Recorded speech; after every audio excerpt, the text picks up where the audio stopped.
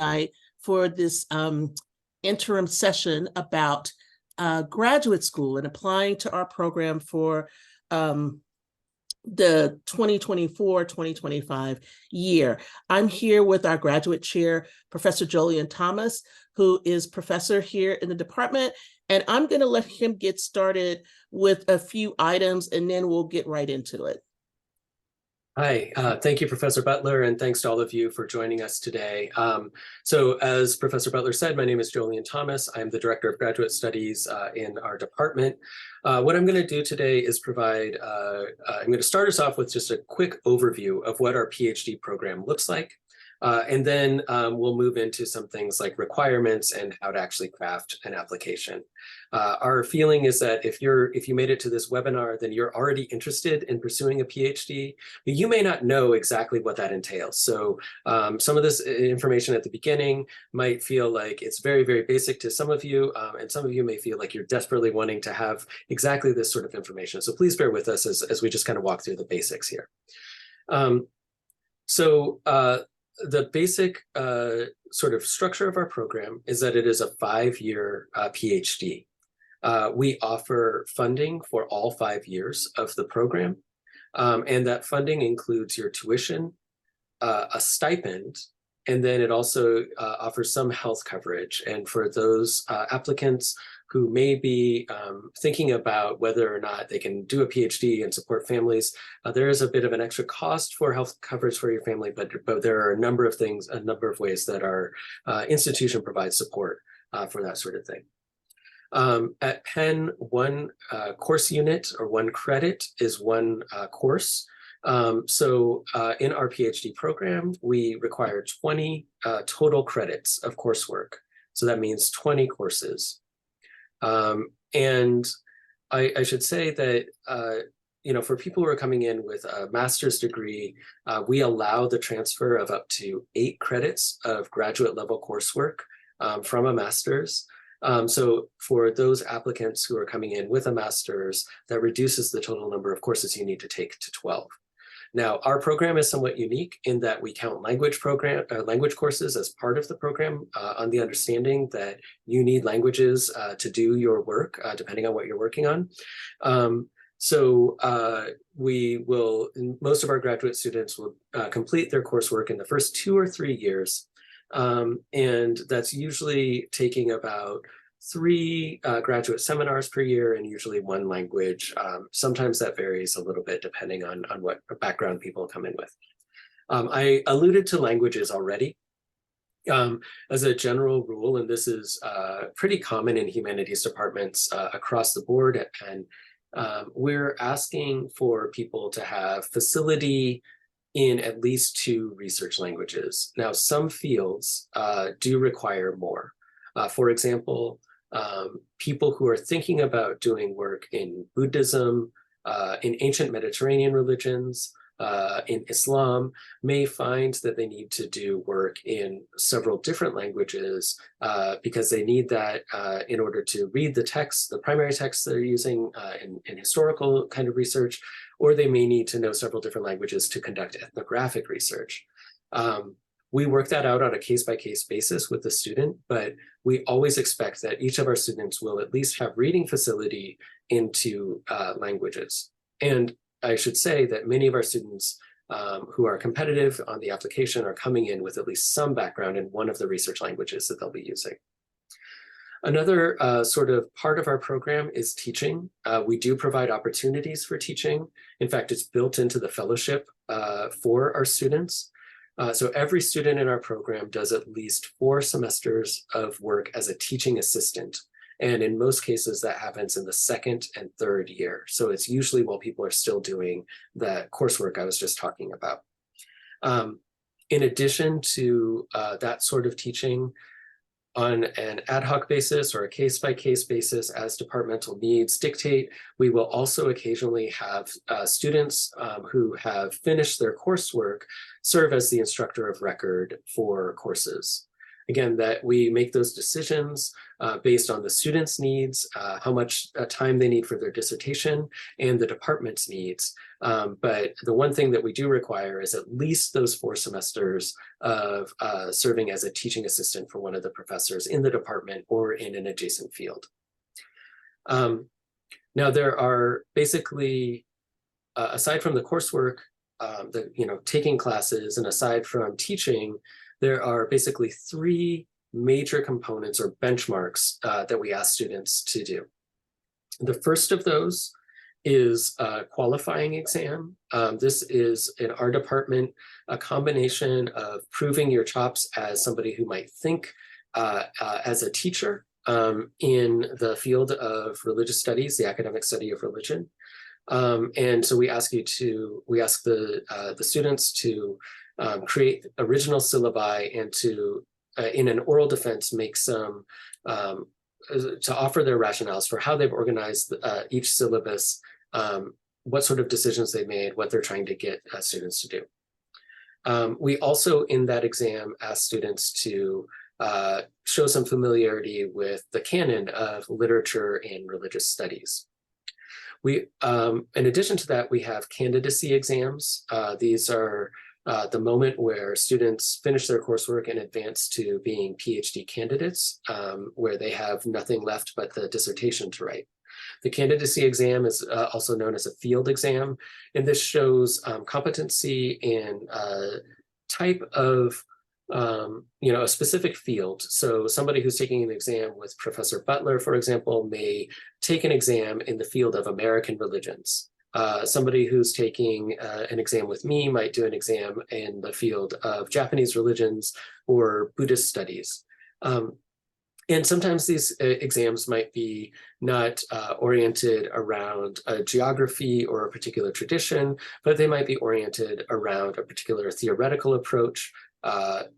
With Professor Donovan Schaefer, some people might do an exam on affect theory, for example. The main thing to take away here is that the candidacy exam process always involves 3 exams, and it also involves generating a dissertation proposal. And then the last part of the process is writing the dissertation. This is an original contribution to scholarly knowledge. This is the thing that makes you the world's foremost expert in whatever it is that you have proposed to study. The dissertation usually takes people between 2 and 3 years to research and write. And this is a process that both involves a lot of independent research on your own. Some people will be traveling to other countries to do their research. Some people will be in the United States going to archives or doing ethnographic work with specific communities.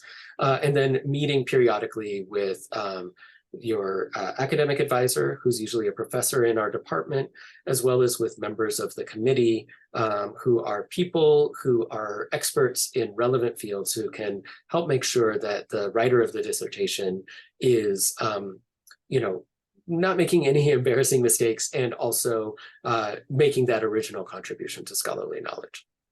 Yeah. So overall, this process in an ideal scenario takes 5 years. I will be honest and say that it is not uncommon for people to take 6 years, and we work with people on getting funding for that additional 6th year, but that's not a guarantee.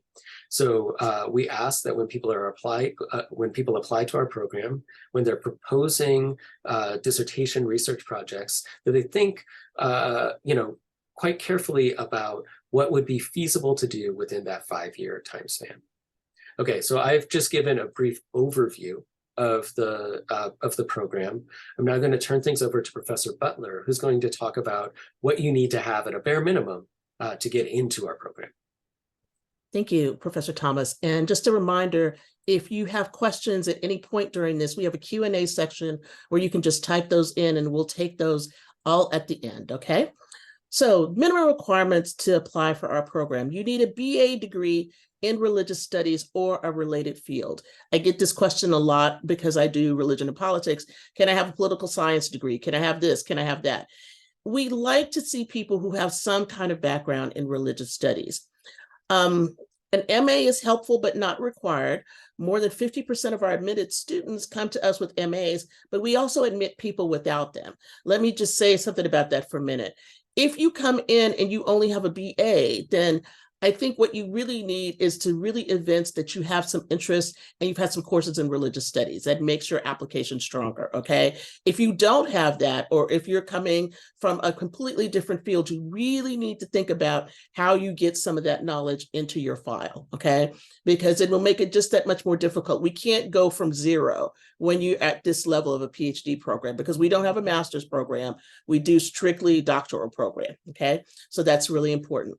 We do not need a GRE score from you, but the grad school wants proof of English language proficiency. And that can happen in a couple of ways. One is what's called the TOEFL, which is competitive applicants tend to have a composite score on that of 100 or above with a demonstrated consistency across the 4 sections of the exam: reading, listening, speaking, and writing. Okay, so that is important. The IELTS is also important. You can have competitive applicants tend to have an overall band score of a 7 or above, with demonstrated consistently across the 4 sections of the exam. Again, listening, reading, writing, and speaking, okay?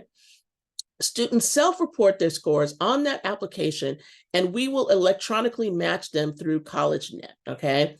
Now, we have an institutional code for that. So if you take one of those 2 exams, our institutional code to submitting to Penn Graduate School's Arts and Sciences is 2926, okay?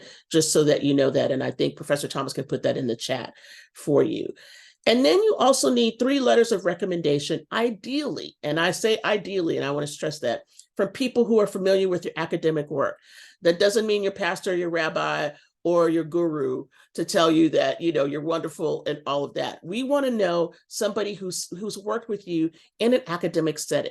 How do they write letters? And I think this is an important part where I say this. We will not chase down your letter writers. So we get to December 15th or whatever day that closes and a letter is not in your file, we can't go back and put it in. You can't send it to us because it goes to a main session that we look at later, okay? So that application deadline is important. So make sure you're asking your letter writers very early on for letters of recommendation so that they're able to get those out to us. Thank you, Professor Butler. So now I want to talk for a moment about one thing that may be a little bit confusing to those of you who have been looking at Penn versus some other institutions out there. And I'm going to talk specifically about something that's not necessarily unique to Penn, but is distinctive about our structure, and that's what's called the graduate group. So there is a religious studies department at Penn with 8 standing faculty. And then there is a larger group of faculty spread across departments called the graduate group. And if you look carefully at our website, you'll see that under the People tab, there will be a list for standing faculty, emeritus faculty, and then in addition to our graduate students, you'll see a tag that says graduate group, and that's going to include people from history and classics and art history and all sorts of different fields. So the main way to think about this is that the 8 standing faculty members in religious studies are the core members of the graduate group. They're the ones with the primary decision-making power, including the primary decision-making power when it comes to admissions. And one thing I really want to stress here is that we always make admissions decisions as a group. Faculty may have individual preferences, but we do make these admissions decisions, as a group. The members of the broader graduate group are the people we call on first and most frequently for serving on those examination committees and dissertation committees. So, and then the other thing is that they're usually called on to serve in that role because our students regularly take courses with those people in particular. So, my primary area of training and expertise is as a scholar of religions in East Asia. So I'm regularly working really closely, with faculty in the Department of East Asian Languages and Civilizations, because many of the students that I might be mentoring closely are also taking courses with those faculty.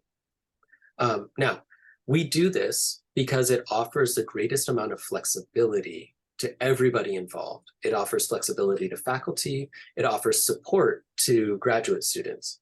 But if you are wondering about which department is the best academic home for you, you want to be applying to the department, not graduate group, but the department where the person you think of as being the ideal or primary advisor is housed. So let me offer a couple of examples of why this is important.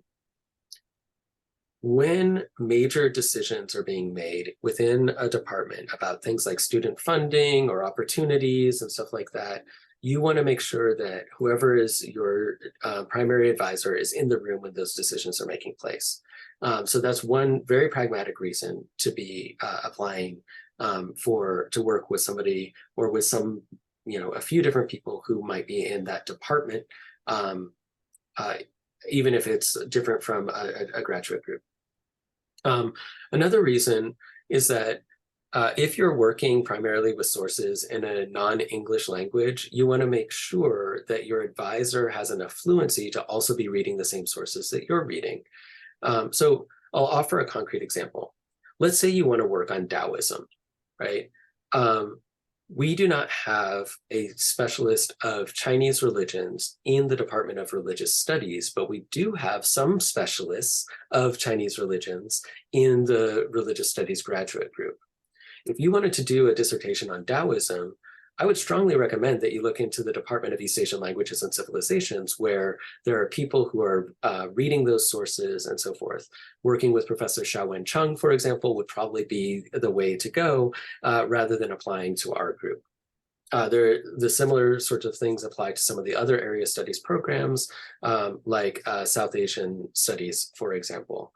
Now, we do have a couple of faculty in our department who are South Asia specialists, but if you were, say, working on Hinduism, just by accident, it turns out that the Hinduism specialists on campus are primarily based in South Asian studies, not in religious studies. So you really want to be paying attention to these sorts of things and know that however you get into Penn, if you get into Penn, those human resources are available and you're always able to take classes. In fact, it is the norm for students in our program to be taking classes in several different departments during their coursework period. The graduate group is not an exhaustive list of professors who are working on religion on campus, but is a pretty good indication of the kinds of people who are working on campus.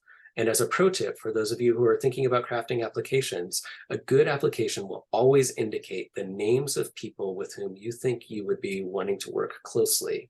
That kind of specificity helps us see both your seriousness, but then also that you've taken the time to familiarize yourself with the resources, both the material and then also the human resources available here at Penn. Yeah, okay. And that's very important. And thank you for mentioning that, Professor Thomas, because people usually write to me, excuse me. Also, there's people in Africana studies that you can work with. And you might want to apply there, but you can work with me. So bear that in mind. All right, when and how to apply. The grad school website. We're going to put these links in for you. So the application form is now live and available here. Excuse me, sorry. It's like I have the window open and it's allergy season. The information about the application at the grad school is also in this next link. There is an application fee. Now, let me talk about this. Apologies. If you want that waived, you have the issue, you can't pay it. We don't handle that. You will need to contact the graduate school. And that's important. I get this question every year. It's not that we want to be mean to you. You just have to reach out to them because we do not control the portal. This is really important. We get all the information once you put it in. When it goes through the portal, we never see it. Okay, so we can't even tell anything until after the application closes, okay? So even if you're doing it up to the day, we won't see anything that you put in until that application process closes or you finish your application, okay? So just as a reminder, the application process is now open. You can come back and forth to that, okay? Information about the grad school is located at that second link. And if you need to get that application fee waived, go ahead and write to graduate school admissions and they can waive that for you. And now Professor Thomas is going to talk to you about the components of the application. Thank you, Professor Butler. Okay, so I've just put the application portal on that link. The first link that I put there, if you click through, you'll be able to get directly to the application.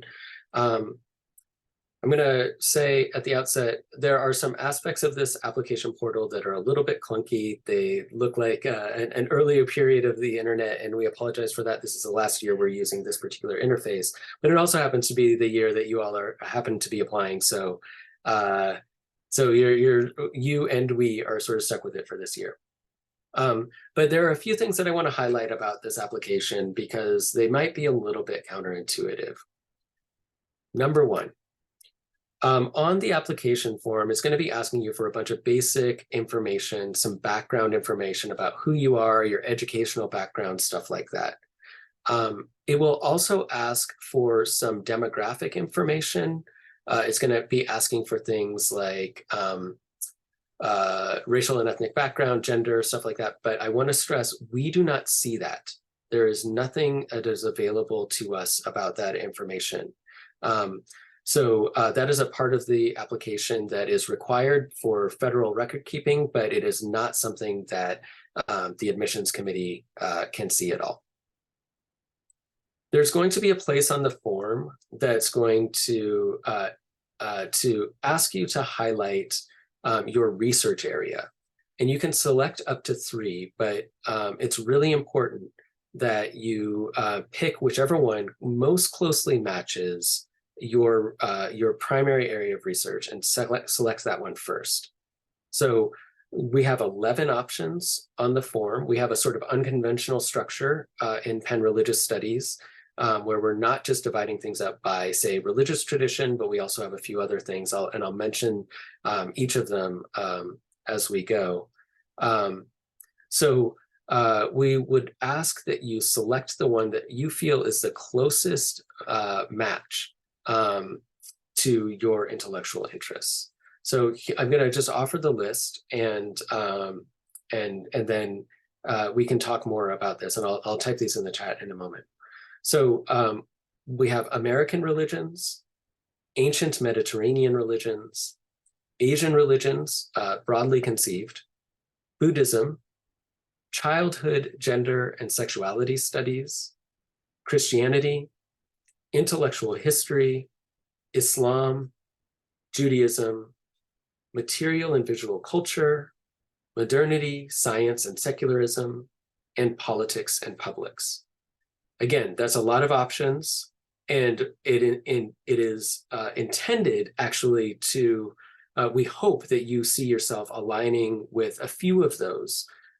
We encourage you to pick up to 3 with which you feel intellectually aligned. But again, it's important to us that whichever one you feel is the strongest fit is the one that you indicate first, because that's going to signal to us kind of how we think about how we're putting together a cohort. I want to also mention, as we talk about the cohorts that we admit, this is a really crucial point. We admit in most years, we admit 2 students, and in a very rare year, we will admit it 3 or 4. And so that means that our selection rate is our admissions are quite selective, let me put it that way. And so, if you get selected, it is a testament to your hard work. But if you don't get selected, we have to say no to many, many people that we would love to bring into our program every year. And it breaks my heart every year. So, I just wanted to mention those numbers at the outset to give you all a realistic understanding of what we're looking at.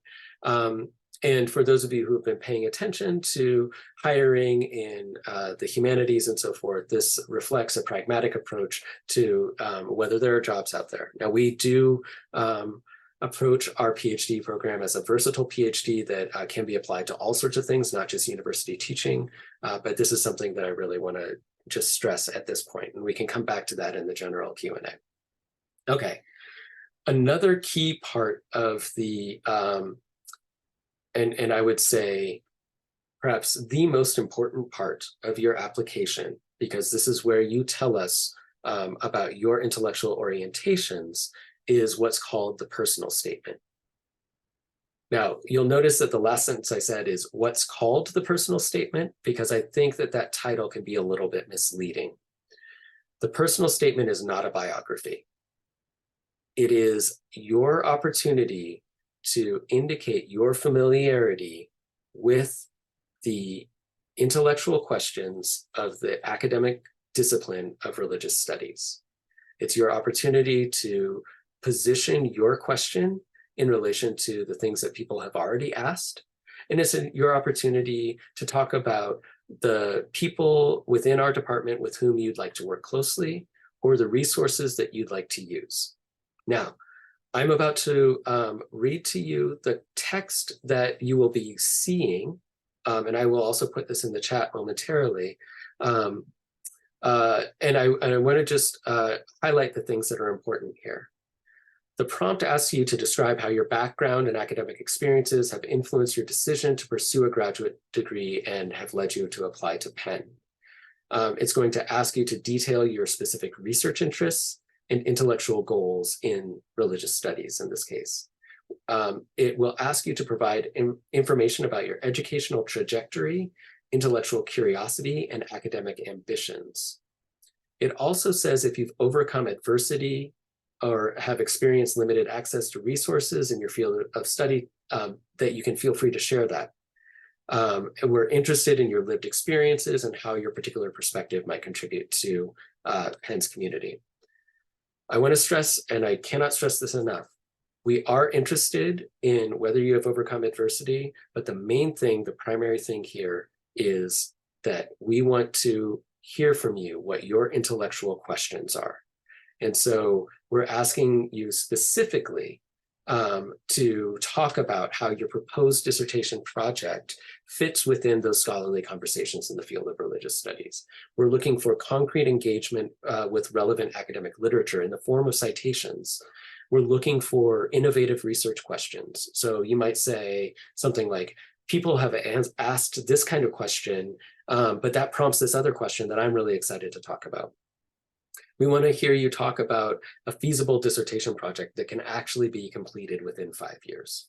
And we want to see you talking about the resources that Penn has that you would really like to use. Now, I cannot stress this thing enough. Not only is this an academic statement that should be focusing on academic questions, it's not a biography. We are not a theology program.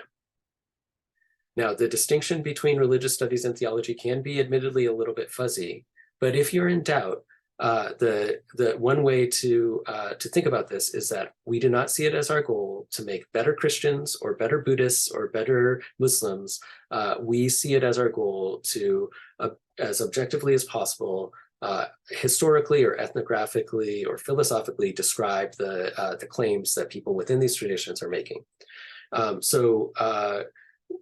Those applications that we get that tend to have a more theological sort of orientation are ones that we usually just will not take seriously, because we're trying to take things that fit solidly within religious studies. If in doubt, ask a trusted mentor. And if in doubt and you're not quite sure, you think you might be a little bit on the cusp, I would recommend applying to both theology and religious studies programs, because you may find that one is a better fit than the other. I want to say 2 more things about the application, and then I'll put this relevant text into the chat. I think it's really important to remember that a dissertation can ultimately only be about one thing. you may have lots of different interests, but if you tell us all of your interests and you try to say that you're going to cover all of the things, then we will think that you can't get disciplined enough to focus on one thing for the 5 years that we can fund you. So pick one thing, pick one interest, pick the thing that's most exciting to you because you need that enthusiasm to get you through, and talk about how coming to Penn would allow you to pursue that interest. And then the other thing is about the writing sample. This should absolutely be a sample of your best written work. For most of you, this will be either a seminar paper or a portion of a master's thesis. Some of you may already have publications, in which case that would be an ideal writing sample. Usually we're looking for something in the range of 15 to 30 pages. The key thing here is that your writing sample should show a few things. It should show how you engage with primary sources. It should show how you engage with secondary literature. It should have a clear, easily discernible argument. It should describe or make clear the kind of evidence that you're using. And ideally, it will include at least some sort of explanation of your method. Do not think that long is good. We're much more interested in persuasive argumentation. Many of our successful applicants, people who are currently in this PhD program, submitted things that weren't particularly long, but they were really good examples of the kind of work that they could do. And just so you know, it's not uncommon to include a little bit of a preface saying, this is a small section of my master's thesis, here's the part that I've cut out, or things like that, that provide those of us who are reading the applications a little bit of context and how you see that fitting within your intellectual trajectory. So I'm going to turn things back over to Professor Butler for some do's and don'ts. And as I do, I'm going to type into the chat first the fields from which you'll be able to select, and then I'll put in the prompt as we would like you to respond to it for that personal statement. Yeah, thank you, Professor Thomas. And I want to talk about the do's and don'ts of the application. And I'm going to start off with my biggest pet peeve of all time, okay? I know people apply to 5, 6, 7, 10 programs, but please, please, please proofread your letter. Don't write to me and say, hi, Professor so-and-so at Emory, I really want to work with you, okay? Because I can tell you immediately that will be a no for me, okay? And it's a no for most people in the faculty. We understand that you're writing a lot of letters and you're trying to get application packages out, but proofread everything, okay? Make sure that you've addressed it to the right person in the department. Make sure you're talking about the right professors in your statement that you think you might want to work with. That's number one. So I think that's very important. We already talked about the theological topics and everything else. The other thing I want to encourage is that this is not your testimony, okay, for your personal statement. This is about your academic testimony, not your religious testimony, not your personal testimony about anything else in your life, okay? It's about your intellectual life and how that fits together. So that's important. You should tell us about the faculty members with whom you wish to work with and why you hope to work with them. You should be familiar with the kind of work that they do and why should they take you on as a student. Let me be clear here because there's one big don't here. I've had a lot of people write to me and said, would you be willing to take me on as a student? I can't promise anybody to take them on as a student, in part because we all look at the files together and we make a decision together once we go through that. And there's a process in which we do that. So even if I write to you and say, you write to me and I say, yeah, that's a great project, there's no guarantee that, how this is going to turn out, even if you get accepted. A lot of times people decide to change who they're working with. They change their dissertation advisors. So nobody can sort of promise you that, I'm going to work with you and you alone. What it means is that, yes, we're willing to work with you, but that is contingent upon you being accepted. And so I want to make that really clear because I think that's important. Don't wait till last minute to ask for your letters of recommendation. This is really crucial. We don't see when those letters come in. We will only see the files when it closes. And when it closes after December the 16th, I believe is the date, we won't be able to get you a letter in that file, okay? And so it'll be as though you just didn't have that letter, okay? So that's really important to make sure that you get that in. Here's an also important point. You're here tonight on the Zoom, which is great because you're interested in finding out stuff about our program. So let me tell you about how to deal with faculty members. We're teaching, we're really busy. We want to help you though. So let me tell you the parameters of how we help you. Number one, we're doing this for you. Number two, if you have some specific questions, please ask them in an email. More often than not, we are not going to meet with you personally because we just don't personally have the time. And, you know, pandemic, all of that. I got plenty of students who have been out right now with COVID. You really don't want me breathing on you. Okay. So let's make that clear. We're happy to answer your questions up until December the 16th. Once December the 16th happens, it's shut down. There's no more questions. There's no more, are we going to tell you when this is going to happen? We have a sort of a schedule that we work on. Generally, you will hear from us by February, okay, about whether or not we're interviewing you for a second round or whether we're not looking at your application at all, okay? And so all of that stuff happens in January and February. So that can kind of give you a sense of what the time frame is, okay? So constantly emailing us, constantly asking questions about what the status of your application is, you're just going to annoy everybody. Don't do it, okay?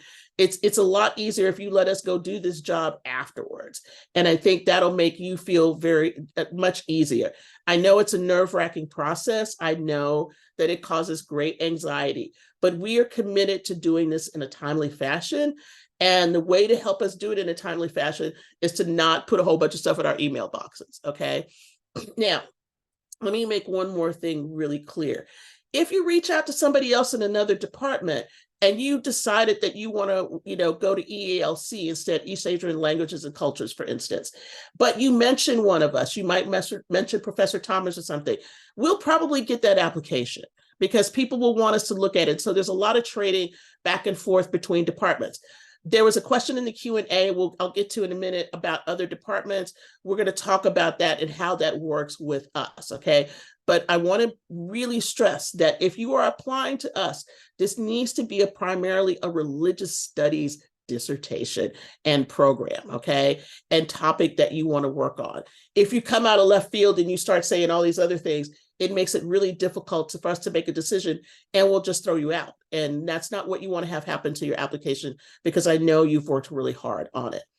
Now, is there anything else that I missed, Professor Thomas, that should have been said?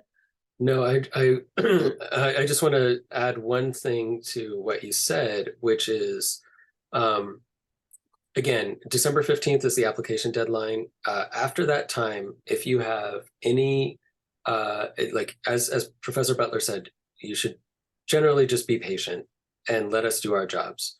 If you have specific questions, you're worried about something, you should either contact Kate Stoller, who is our graduate coordinator. She will handle anything related to the technical aspects of the application.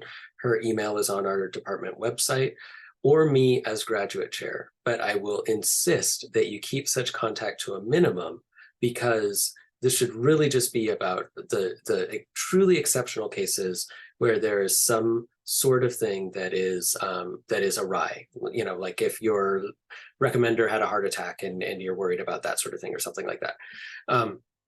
Now, and I want to stress here as well that by definition, every single professor in this department has been where you are applying to graduate programs. We know what it's like. We know that it's nerve-wracking. We know that you're impatient.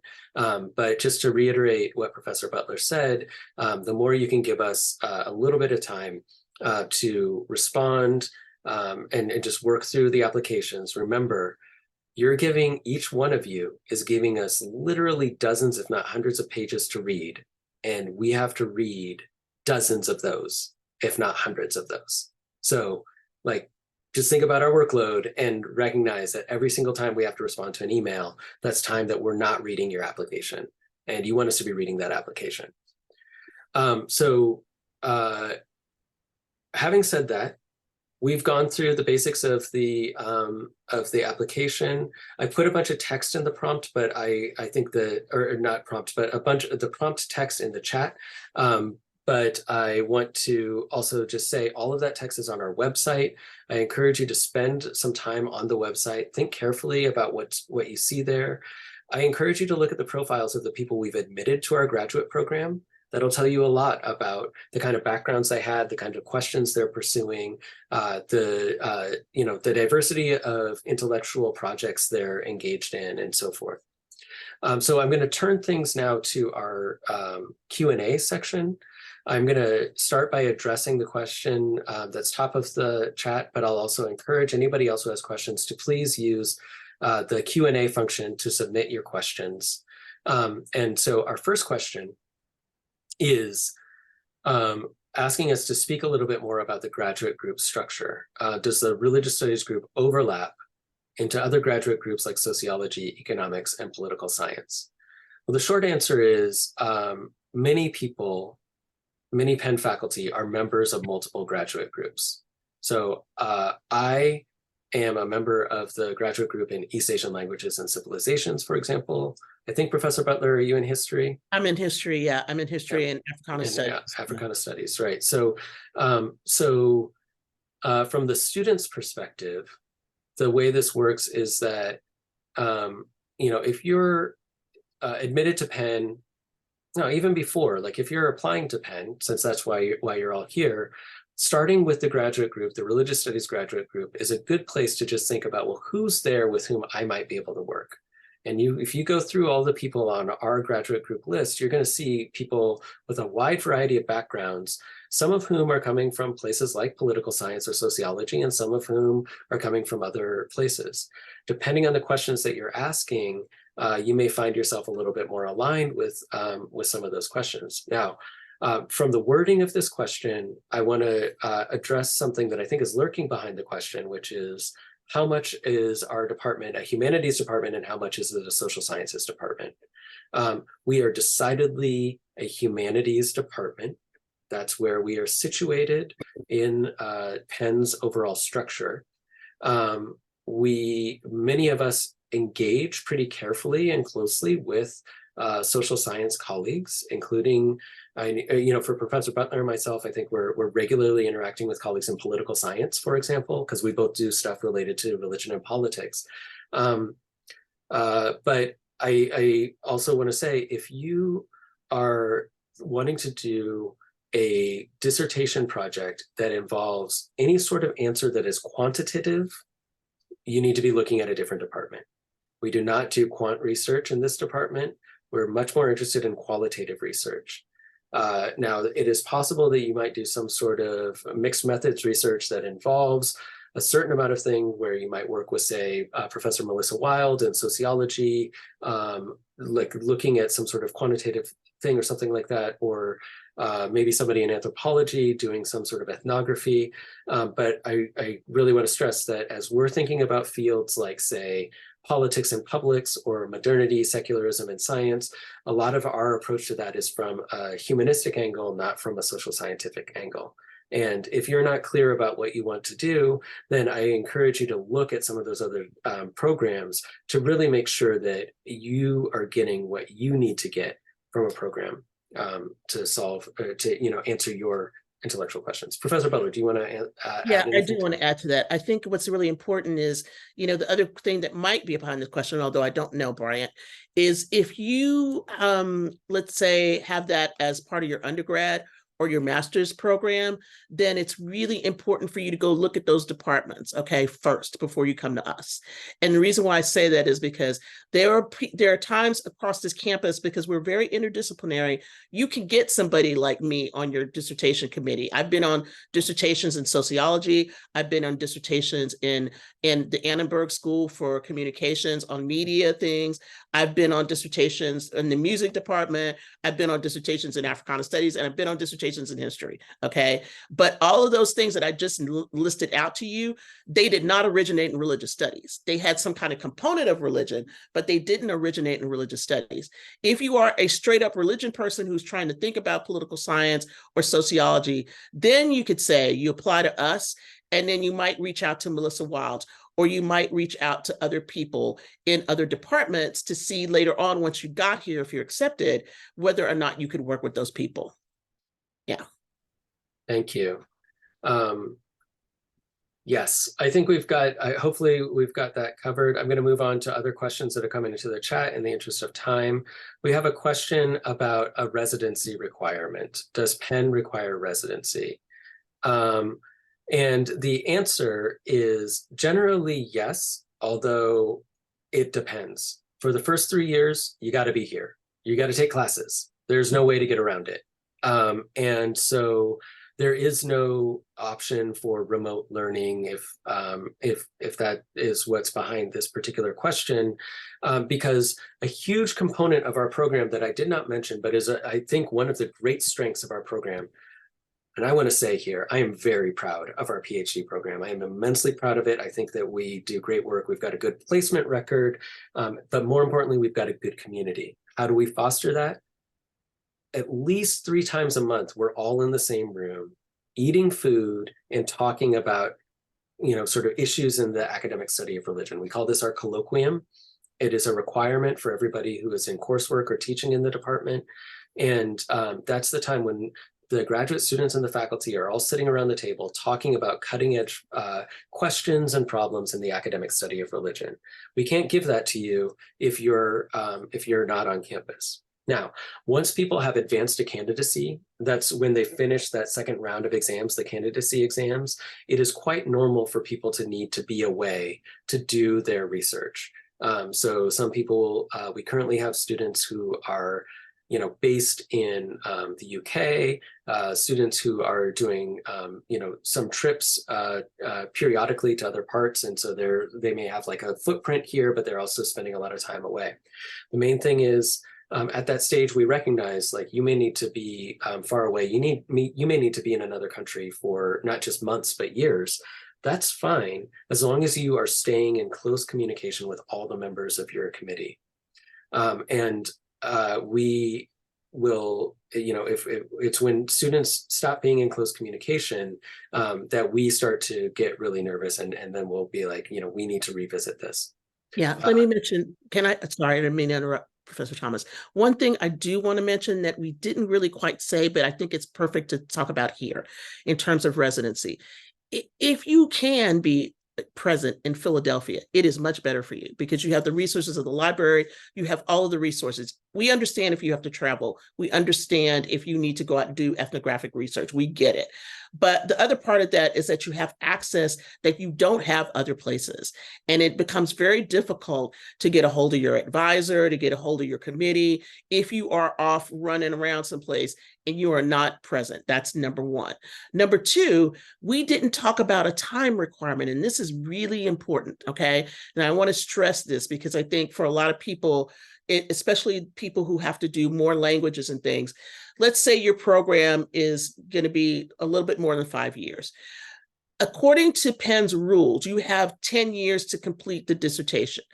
You have 2 big deadlines. One big deadline is that by the end of the 5th year, you have to have all of your examinations done. You need to be all but dissertation, okay? And so that's the first important benchmark. The second important benchmark is that you need to be done before 10 years. It is our goal to get you out before 10 years. But let's say something happens, something, unavoidable occurs. You have a 10-year time limit. If you cross that 10-year time limit, you get dropped off the rolls. So in other words, you have to reapply to get back in. And I think that's an important part of how to think about your program, is to come into this realizing that you are on a clock. And that clock, stops after 5 years for money, but it stops after 10 if you don't get anything done. And also, and this is important, if you go beyond the 5 years, you will have to pay fees, okay? So every year after that, you will have to pay certain kinds of fees to the university that you have to do as a continuing student. So bear that in mind as you think about preparing for a PhD program. This is really, really important. And I just want to say one more thing to supplement this. We have seen that the students who tend to do best in PhD programs are the ones who are self-directed and who are constantly maintaining good communication with their advisors and who are constantly thinking not only about what they have to do tomorrow, but also what they have to do the next day and the day after that and so forth. So we really encourage a lot of people to really be moving through this program where they're getting those first exams out of the way in their second year, the next set of exams out of the way in their third year, so that they have 2 years where they're fully funded, where they're working on their dissertations. That's our ideal goal, our ideal timeline, and we really work hard with students to maintain that. Okay, so now I'm going to move to the next question. This person is saying, if I want to work on Islam and its origin, does that mean I should have proficiency in Arabic as most of the primary sources are in it? Well, I think the answer here is yes. And, you know, I don't know that it would be possible to do this kind of research without being able to deal with the primary sources. You know, there are certain kinds of projects that one could do on Islam that would not necessarily be about origins, that might be able to be conducted with, Muslim communities that do not use Arabic as their primary language of communication. That's a feasible project. Like, let's say you wanted to work on the Nation of Islam in the United States, you can do that with English. But if you're talking about the origin of Islam, then I think you really do need to have the primary source language. And I also want to stress, it's often not just Arabic. It's Arabic plus Persian plus, you know, and so if you look at the web profiles of our students who are doing Islam, and there are many in our department, we have 2 specialists in Islam, and so we have several students working in that field. You'll note that many of those students have competency in 4 or 5 languages. Now, I'll use this as a way to springboard into the next question, which is about language requirements. Not everybody comes in knowing all the languages that they will eventually have. However, it is rare for somebody to be admitted if they don't have at least some sort of background in like some sort of language. Now, let me say, I want to be really clear here because it really depends on the field of study. In my primary area of expertise, most of my publications so far have been on Japanese religions. I have a lot of trouble. In fact, it's impossible for me to imagine getting somebody from zero with Japanese language to where they need to be to write a dissertation in the space of 3 years. It's just, I need to have somebody have at least some proficiency in Japanese language. And if you look on my faculty profile, you'll see that I say, like, you should be able to read a newspaper in Japanese before you can apply to work with me. That's my particular subfield. And there are other kinds of languages that people often need to know, depending on what time period they want to work on and so forth. In other subfields, somebody who wants to work on, say, politics and publics in the contemporary United States, it may be the case that the majority of your research is going to be in English, but we still want you to be engaging with scholarship that is published in other languages, or have the ability, say, if you're an ethnographer, to do an interview in Spanish, because you might need to do that to answer your dissertation question. We provide language instruction during our program. It is common for people to add a new language or new languages during the first, say 2 or 3 years of coursework.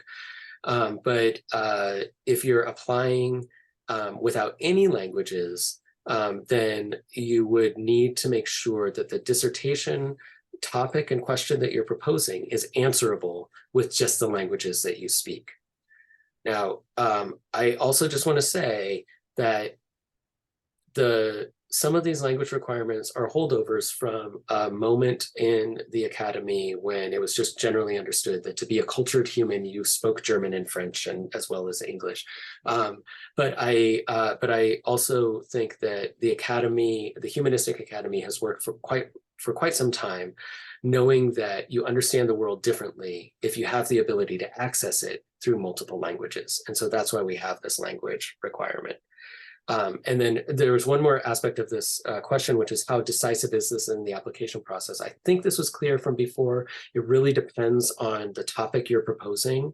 But if you're proposing a dissertation topic where it's very clear that you would need Arabic or Japanese or Hindi, you got to have at least something that's a basis, because otherwise we're going to say we can't get you through in 5 years. Yeah, and we do examine people in languages. You can take languages during the summer. There are classes that are offered, not in every language, but in some languages. And depending on what your dissertation topic is, we try to figure out the best way for you to do that. But I want to really stress what Professor Thomas is saying. You should not be trying to come into a program to work on Islam if you need Arabic and you don't have it. Okay, let's be real. The same thing for anybody who would want to work with me for politics and publics or American religion. I would basically say to people that usually the languages that I like to see are most of the time, especially Spanish because of what we're dealing with, and French. And so those would be the two languages. You don't have to necessarily have them coming in, but you need to get those languages done within the first 3 years of the program. And that is crucial. Okay. And then if we're talking about early Christianity, you may have Hebrew and Greek, but you may need to do other languages on top of that. You might need to do Aramaic. You may need to do, I'm just forgetting right now, just off the top of my head, but there's other languages that you're going to need to know.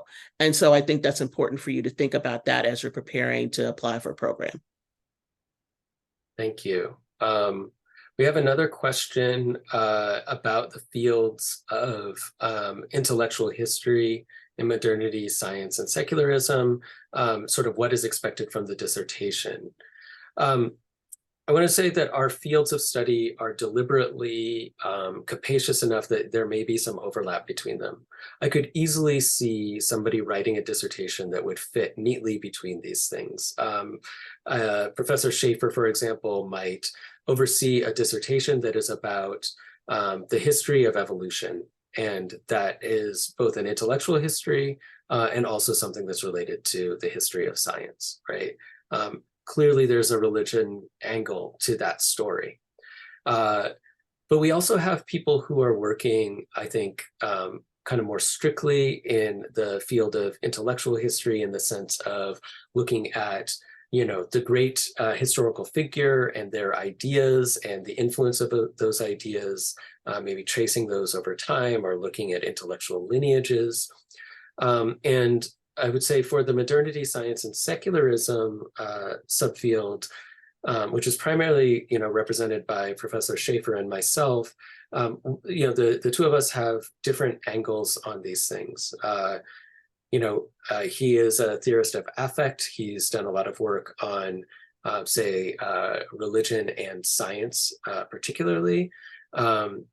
And my theoretical orientations are much more about the role of religion in related to law or public institutions like educational institutions like schools. So there's a lot of overlap between those things, but it is not it's not exclusive, and really it's just going to depend on your particular research questions and interests. If you are unsure, I think that's the kind of question where it might make sense to just shoot a quick email to who you think of as the relevant faculty member who might be able to give you a little bit of a nudge one way or the other. Now, we have another question that is about, it's basically a funding question. If you apply to our program and you are admitted, you get funding. You do not need to apply for funding separately. our funding package includes 5 full years of funding. You get your first check the August you arrive, and you will receive funding through the summer of your 5th year. I think that's through the end of July. That is enough usually to get people through. Like I said before, occasionally people need a 6th year.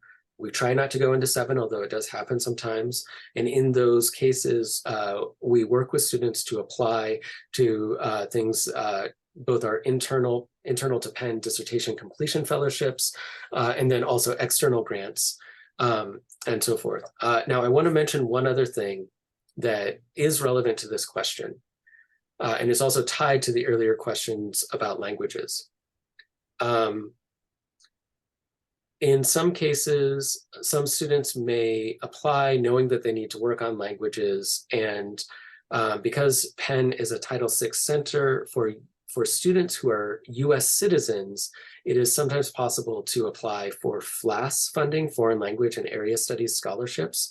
And those kinds of scholarships can add a 6th year of funding to your academic clock. Similarly, there are programs for US citizens like the Fulbright that will provide funding for research overseas. If you get that funding, we want to reward you for having gotten that funding. And so we will usually try to extend that so that you get a 6th year. And then for people who are not US citizens, there are other scholarship programs that do provide 6 years of funding, or provide a year of funding to make it 6 years.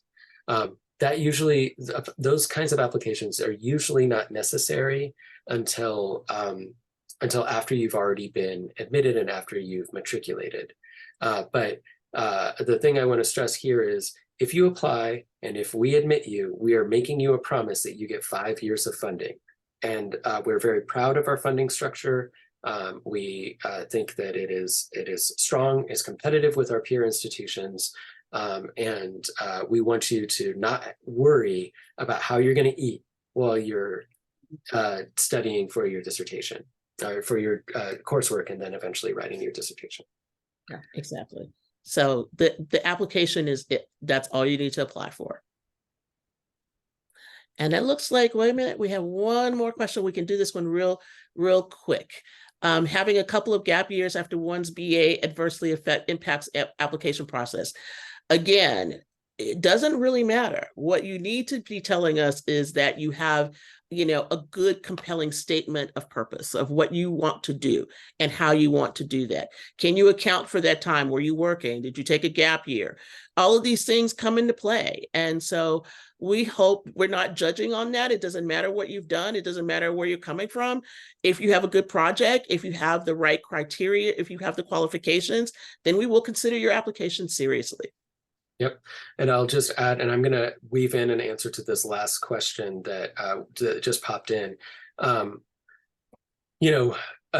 alluded to this before, but I just want to reiterate for everybody who's on this call, doing a PhD takes diligence and work. And sometimes if you've taken a couple of years to not be in school, you've developed other really valuable skills that will allow you to get stuff done. So if you think that you had some good professional experience, that's great. Talk about it. There's room in that professional statement, the personal statement, which is a professional statement, to talk about those sorts of things. But again, we want you to highlight the intellectual questions and why that experience is going to help you answer those questions. Now, on that note, we had one last question that came in, which was are there any subjects of interest that the department wants people to pursue? And the answer there is, you need to just we're much more excited about you and the questions that you have that are cutting edge in the field of religious studies. Individual faculty members will sometimes on their personal pages on the department website indicate the things that excite them and that don't excite them.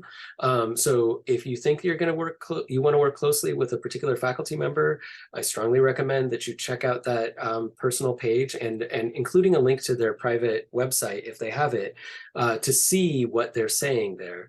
But the main thing here is that it's on you to convince us that what you want to do is really exciting and that it is the future of religious studies.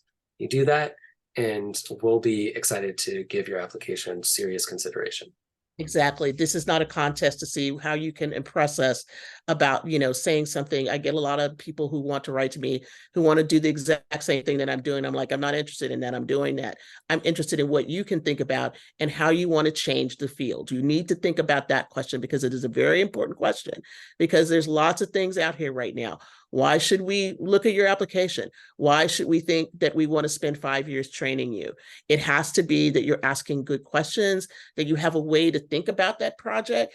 And sometimes you're going to change what you think about, but you need to evince a way in which you show that you are a thinker and an intellectual. So if there's one takeaway here, you'll notice we use the Q word a ton. Questions, questions, questions. We're all about your intellectual questions and how you're proposing to answer them. If there's one takeaway from this, remember, questions come first. Then we can talk about your admission to our program. So thank you all so much for coming. We're at the end of our time. I'll turn things back to Professor Butler for a final word. Yeah, thank you all for joining us this evening. I think you'll find that we are a great department where we like to work with our students closely. We're not like other big departments. We are very hands-on. We tend to work with our students, and all of our students, we consider them to be intellectual interlocutors with us. In other words, we're not trying to put up a wall to be bigger than anybody else. We all have questions. We're all trying to work on things, and we're all trying to make our field better. And so we believe that we're a great place to work for. We hope that you apply to us. And we look forward to reading your applications in December. So thank you so much for your time tonight. We appreciate it. And if you want to watch this again, this will be up probably on our website and on our Facebook page before the end of the week. Okay? Thanks so much and have a good night. Thanks, everyone.